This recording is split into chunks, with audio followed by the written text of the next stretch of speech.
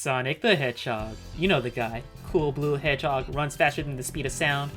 He's the mascot of Sega. Fans love him and love to hate on him. He's one of the most influential gaming icons of all time. He's been around for about 30 years already, can you believe that? Back in the day before Sonic's inception, Nintendo pretty much ruled the entire video game market. It wasn't until Sega came around with their Sega Genesis or Mega Drive where Nintendo had any real competition. However, what Sega needed was a new mascot to compete with Mario. What, did you really think Alex Kidd could compete with Mario? Get out of here. What they needed was something cool, something recognizable, something memorable, something that can be used as the new face of Sega. That'll do. Sonic wasn't originally supposed to be a hedgehog. There were various early concepts of him. He could have been a rabbit, a mustache man in pajamas, or an armadillo, which later became the inspiration for Mighty. Ultimately, they ended up using the design that we know and love today. He was known as Mr. Needlemouse, but later they settled with Sonic as his name. Just look at his design, so iconic and recognizable, and blue. His color was inspired by the Sega logo and symbolizes his sense of peace and coolness. His shoes were inspired by Michael Jackson and their color was inspired by Santa Claus. There were also early concepts of him joining a band and he was supposed to have a human girlfriend named Madonna. Thankfully they scrapped using these ideas. Kind of. We all know Sonic through his blistering speed, his cocky and free-spirited attitude. His ability to run super fast was inspired by one of the creators, Yuji Naka, trying to complete the first level of Super Mario Bros. As fast as he can. He was originally supposed to be faster in his first game, though they had to tone down his speed a bit because of the developers getting motion sickness. Sega used his speed to their advantage to help compete with Nintendo's console, the Super Nintendo, during the early 90s. Sega does what Nintendo don't was the slogan they used during their marketing. They bundled his first game, Sonic 1, with the Genesis to help emphasize the console's use of blast processing. This was a marketing tool used to show the consumers how much faster the Genesis was compared to the Super Nintendo. This birthed the rivalry between the two companies. Nintendo versus Sega, Mario versus Sonic. There was always a debate to see which one was better. Today we see Nintendo partner up with Sega consistently, and both characters cross over with each other regularly through the Olympics and beating each other up in Super Smash Bros. Thanks to the rise of Sonic's popularity, Sega had quickly became one of the biggest video game companies ever. Although today they're not as big as what they used to be when they left the console market, Sonic still remains as one of the most historical and relevant video game franchises ever. Okay, enough with the history lesson, let's see how Sonic became what he is today by going over the game that started it all. Sonic the Hedgehog for the Sega Genesis.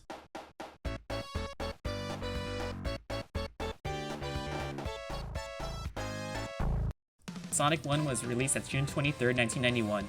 The game has met with great reception and was a commercial success. When I was younger, I fell in love with this game. It's like one of the first games I ever played. I remember playing this on my Sega Genesis through the compilation called Sonic Classics.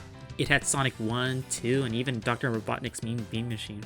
I adored playing through this game as a kid, but man, I sucked at it. I couldn't even make it past Labyrinth Zone. Yeah, I didn't even beat this game until I got the Mega Collection on the GameCube. This game has been ported to just about everything. I own so many different copies of this game, and I have no regrets.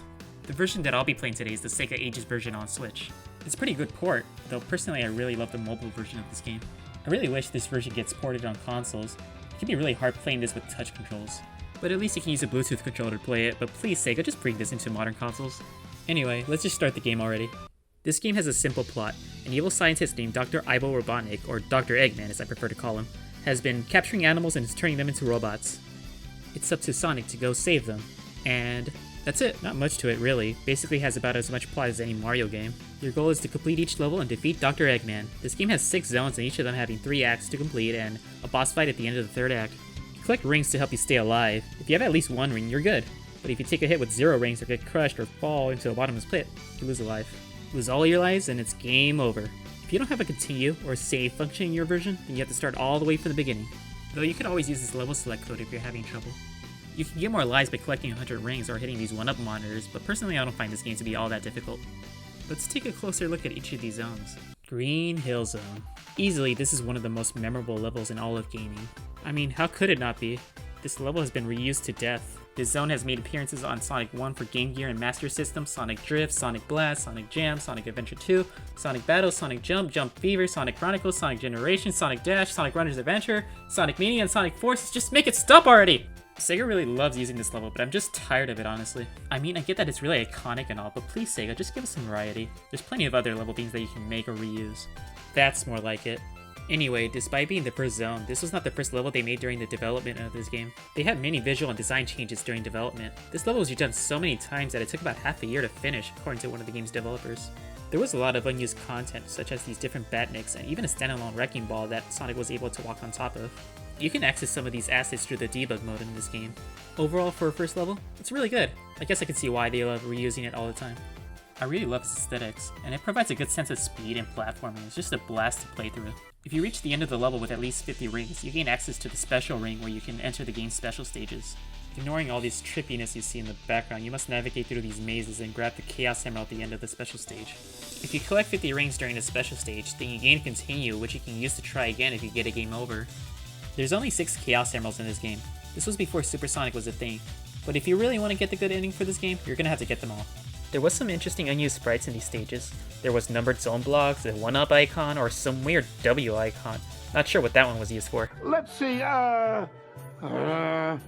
did you set it to Wumbo? There are special blocks that make it difficult to maneuver through these special stages. They can either reverse or speed up the rotation of the camera. I know it's tempting, but do not hit the gold blocks or else you'll miss your chance of grabbing the Chaos Emerald. Once we reach the end of Act 3, we finally get to see our first encounter with Dr. Robotnik, or Eggman. Dr. Ivo Robotnik is a really interesting villain, one of my favorites of all time. I mean, just look at him. How could you not love him? In early concepts, he was intended to be the mascot of Sega. His early designs depict him as a caricature of Theodore Roosevelt in pajamas, but he later worked up into becoming the main villain in the Sonic franchise. He was always known as Dr. Eggman in Japan, and was later changed to Robotnik in the West, and then back to Eggman in Sonic Adventure. Personally, I always just referred to him as Eggman. It's more natural to me. Just take a guess on why they call him that. I'll wait. As mentioned earlier, his main objective was to capture the animals and turn them into robots so he can take over Sonic's world. He's a man with a 300 IQ and a love for machinery. I like the nature versus industrial theme that this franchise has. The first boss we face has him using his classic Wrecking Ball that also gets reused to death. Come on, if it didn't work the first time, why bother using it again? 300 IQ in my ass.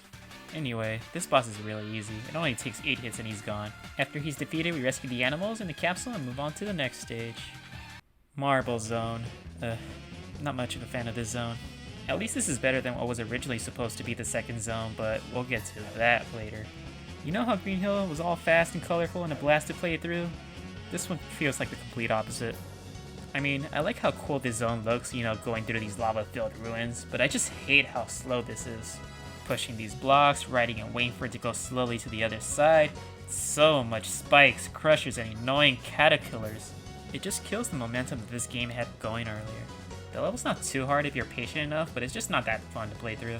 Though interestingly, early beta versions of this zone had UFOs in the background. Yeah, that's all I got about this zone. Not really much to say. Let's just go on to the next zone. Spring Yard Zone. This one is so much better. You can actually go fast in this one. I really like this zone. It's so vibrant and it feels like some kind of pinball thing before casino levels became a thing. There are a lot of bumpers and springs everywhere, and for some reason there are a bunch of these random words and neon lights everywhere. Cope? Cope with what? I don't need therapy. I cope by buying many copies of this game. It helps me with my stress. Thank you very much. This zone is best known for these moving blocks and these cool Batniks that resemble Sonic. It can be kinda tedious waiting for these platforms to move, and it's pretty easy to get crushed here. But other than that, I still have a lot of fun playing this level. Act 2 of this zone is also one of the only levels that contain more than one signpost. I really enjoy how many different pathways there are. According to the developers, this was actually one of the first levels to be drawn and finalized. There was also an early version of this stage called Sparkling Zone. This level was comparable to Las Vegas through its use of neon lights and starry background. Spring Yard is such a great and memorable level. Can't wait to see what's in store next. Oh no. Go back! Go back! Labyrinth Zone. It's everyone's favorite level. Don't you love how Sonic moves at a snail's pace? Annoying enemies, annoying statues, annoying spikes, and never-ending water slides. All accompanied by this terrifying drowning theme that haunts my nightmares. Not to mention this really difficult boss fight with Eggman. And this was originally supposed to be the second level of this game? Well, thank goodness they changed it. What were they thinking? Nobody likes this level. I mean, it's not too hard if you take your time, but still, this is just so tedious. It's definitely my least favorite part of this game. So why can't Sonic just swim? Well, Yuji Naka thought hedgehogs couldn't swim. How do you explain this then? Here's an interesting screenshot on how the beta version of this zone looked like. There was also originally supposed to be a monitor of a pair of goggles that went unused, presumably used as a way to help Sonic breathe underwater without relying on these bubbles. There's also other monitors that went unused, such as this Eggman and Static and S monitor. Alright, that's enough of this zone. Let's just move on to the next one. Starlight Zone. Now this is a level. It's so peaceful, and the music of this level is just so wonderful, and that beautiful background of the city is just grand. The level really is a blast to play too. You can easily get a lot of speed and momentum, and these seesaws are just fun to mess around with. These bomb enemies and Orbinauts can be somewhat annoying, but overall this zone doesn't overstay its welcome. The level is fairly short and it's just plain fun. If you're trying to get every Chaos Emerald, make sure you get them by Act 2, or else you can't get the best ending. The boss fight of this zone is also pretty fun too. You can either propel yourself using the seesaws, or even use the bombs that he drops against him. As for the beta elements of this stage, originally this was supposed to be the 4th zone.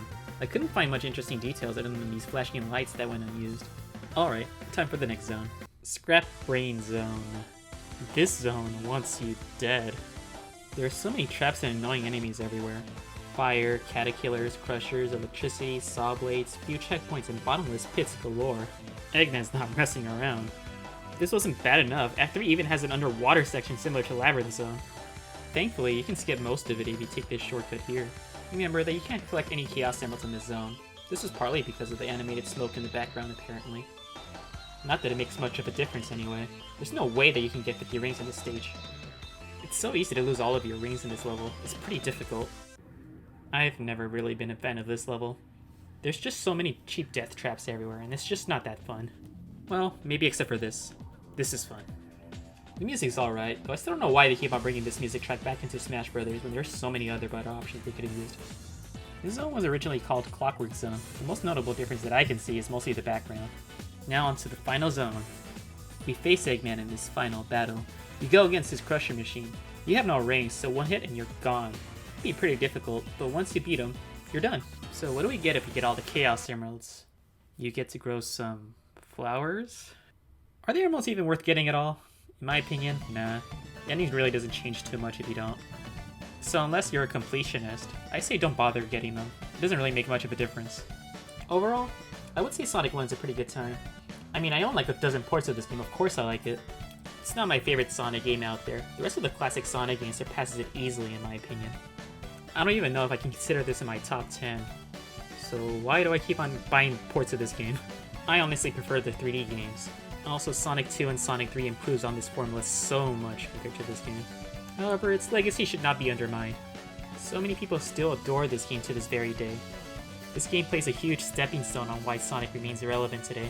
Sonic 1 is not perfect, far from it. It has plenty of pacing issues, and I only really enjoy like half of the zones of this game. However, I still have plenty of fun while playing through this game. You should give it a try if you haven't done so already. It's cheap, and free even on mobile devices. With ads. It's easily available. You can play it just about anything. I bet even my toaster can play it. Huh. There's no wrong way to play it. Except maybe the GBA port. Just don't try it. Screen crunch, frame rate issues, and music just ruins it. Though for some reason, I still want to own it one day. Don't ask me why. I know, I'm crazy. Who knows? Maybe one day I can own every port of this game. And I just bought Sonic 1 on the 3DS. I couldn't help myself. You can never have too many copies. I need therapy. Thanks so much if you managed to watch to the end of this video. Feel free to leave a comment or like if you enjoyed it, or even dislike and give me some feedback if you didn't. I'm still pretty new to this YouTube thing, so I appreciate all the feedback. I'd like to give special thanks to DeathEXE for the art you see right here, and DreamKitsu for creating this wonderful song you're hearing right now. Give them your support and check them out, they're really talented. Anyway, thanks again for watching. Hope you all have a good day.